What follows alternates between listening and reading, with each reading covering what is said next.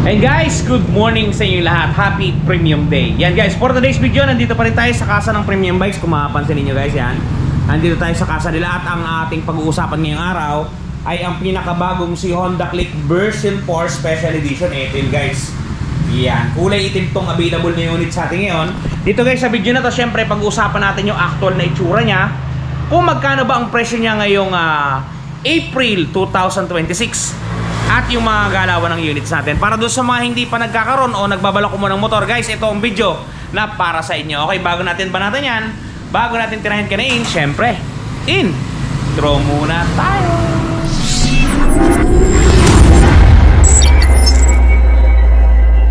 Okay guys, without further ado, ito yung ating Honda Click 2026 version 4 Special Edition. Kulay itim tong available sa ating tindahan guys. Yan yung malapitang tinginan sa kanya. Yan, unahin natin dito sa bandang harapan.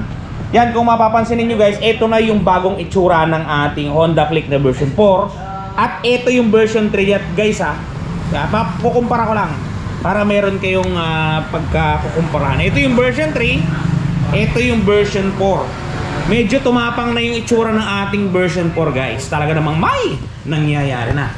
At kung mapapansin niyo yung kanyang signal light, kung dati ito ang signal light natin guys, yan, kung mapapansin niyo, ito dito banda. Yan. 'Di ba? Dito ganito ang kanyang signal lightan. Ito na siya ngayon. Guys, para na siyang naging alien. Meron na siyang kulay itim sa loob. Ang ganda guys talaga, ang ganda ng itsura. Yan. Tapos meron siyang daytime running light na nakahiwalay. Yan, nakahiwalay yan. May putol kasi siya dito eh. Tapos pure LED ang ating headlights. Iyan. Alright. Yung sa gulong niya guys, all in pa rin. Halos the same pa rin sila. Walang pinagbago yan. Dito sa may gilid na side, yan kung mapapansin niyo, mayroon siya dito ang garnish. Yan, garnish na may Honda. Matte black yung kanyang kulayan. Dito naman sa footboard, walang pagbabago guys. Yung battery natin ay nandito pa din. Yan. Dito naman sa may legroom banda niya, kung mapapansin nyo, yan, may konting paulbo siyang ganyan. Yan, may konting paulbo na siya. Yung dati kasi ito guys, pakita ko sa inyo para meron kayong pagbabasihan. Yan. Halos ganun din, pero kakaiba to guys, parang alien siya. Yan may mga putol siya, di ba? Tapos ito, meron siya ditong bulsa. Yan, kung mapapansin niyo. Yan, may bulsa siya dito at meron siyang charger port. Yan sa loob, may basahan pa. At dito sa kabila guys, may bulsa siyang maliit. At ito ay keyless na guys, yan. Ito yung pinagkaiba niya. Keyless na yung ating unit at ganito ang itsura ng kanyang susi guys. Nasa bewang natin. Hiniram nga pala natin itong unit na to kay Darren Portesa. Kay Darren Portesa. Shoutout sa'yo, Sir Darren. Ito yung susi niya guys. Keyless na siya, napakaangas. Ayan diba? Talupit yan guys. Yun. Bali may napalitan na siya dito. Yung side mirror niya, yan, ditiklop. Sa switches niya walang nagbago guys. Ganun pa rin sa dati. Yan. Alright. Talaga namang buhay na buhay. Gigil na gigil. Mayroong konting pagbabago dito sa on and off ng kanyang engine. Yun pang natatrapika. Ito kasi wala dito guys eh. Wala.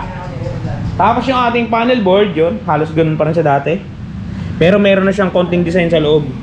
Nakikita nyo ba yung mga parang carbon lodi? Pag inan yan, ganitong itsura niyan. Yan.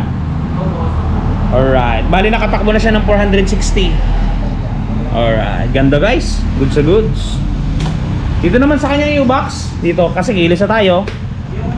Yan. Ganun pa rin sa dati. Yung U-box natin. Sa carrier tayo may nagbago guys. So ganda. Nakaiba yung carrier natin. Ler. Dati kasi plain. Diba? Plain. Ito malalim na yung dito niya. Tapos yung kanyang tail light, tail fender, yan, rear fender scatter, yan. Yan na guys. Yan ang itsura. Pero signal light niya same pa rin. Tapos yung ilaw niya sa puwet, naganda na guys, ang pogi. Diba? Wapings. So sa ating gulong, yun, nagbago sila ng tire pattern, pero same thing din ang size. Yung muffler, yun lang din. Yung, yan, yung kanyang radiator, ganun din. Eto guys, ganun din. Doon naman sa andaran ng ating Click na version 4, ito guys yung andaran niya. Pandarin natin. Start natin siya. Yan guys, yung andaran ng ating version 4 na Honda Click. Napakatahimik. Ganito yung taillight niya pag umaandar. Parang Megatron guys, oh. Tapos ganito yung kanyang headlight pag umaandar. Yan, sinasabi ko sa inyo, may nakahiwalay siya guys. Tapos may nakaparang wide dito. Tapos yung siyempre headlight niya sa baba. Yung signal light niya guys, ito. Yan, sa taas, napaka-pogi. Yan, oh. Kabila. O, diba? Kusina. Goods sa goods. Yun yung kabuang unit natin guys. Yung bangko niya, ganun pa rin, wala nagbago. Yan. Tapos ito nga pala yung presyo, para doon sa nagtatanong ng presyo. Ito yung presyo ng unit natin. Ang suggested retail price SRP 86,900 pesos. Kay Premium Bikes ha. Down payment natin is 4,345. All in na po yan, wala nang additional yan. Basta 4,345 yan na po yun. Pag nag-down po kayo ng 4,345, ang magiging monthly po natin sa looban ng isang taon ito po 9,511. Sa dalawang taon po 5,608. At pagka tatlong taon po, syempre mahaba pero mababa, 4,336. At ito po ang rebates natin guys sa kay Premium Bikes Corporation. Sa 1 year ay 500, sa 2 years ay 600, at sa 3 years ay 700 pesos. Talaga namang may nangyayari na guys. Kaya doon sa mga gustong kumuha ng Honda Click na version 4, guys, punta na kayo sa pinakamalapit na Premium Bikes sa inyong lugar. Para malocate nyo yung mga Premium Bikes guys, gamitin nyo si Google. Search nyo Premium Bikes near me. Yan guys, sa mga kapag-aabil nga pala ng unit na to, siyempre gagamitin natin yan. Hindi sa hinihiling, mangyayari at mangyayari talagang magagasgasan yan. Ito guys, for example ito, matte black to, special paint ang ginamit dito. For example, nagasgasan yan. Ito guys, dito kayo makakabili ng pang touch up paint. Touch paint ni Wash Body, panoodin niyo guys. At ito na guys, ang touch paint ni Wash Body, di ba napakaganda? Ganto ang packaging yan pagka mabibili ninyo. Ito yung polishing cream, ito yung surface cleaner, ito yung mismong touch paint. At may kasamang pre-yan na pen brush at meron niyang instruction kung paano gagamitin.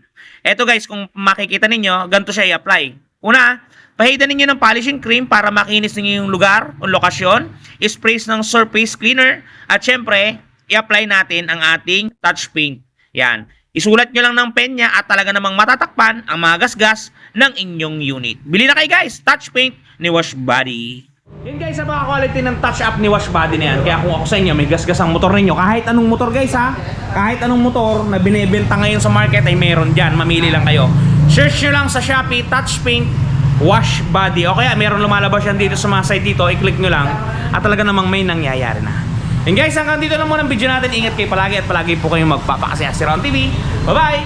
Shoo! Yun guys, ito nga pala yung may-ari ng ating version 4 na Click. Ito guys, tinatawag niya oh.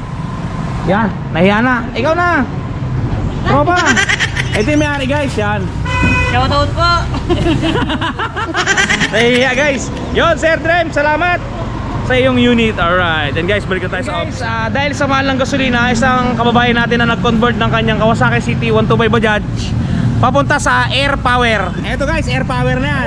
Walang electric, walang gas, pure air power. Eto guys, yung turbo niyan. Yan.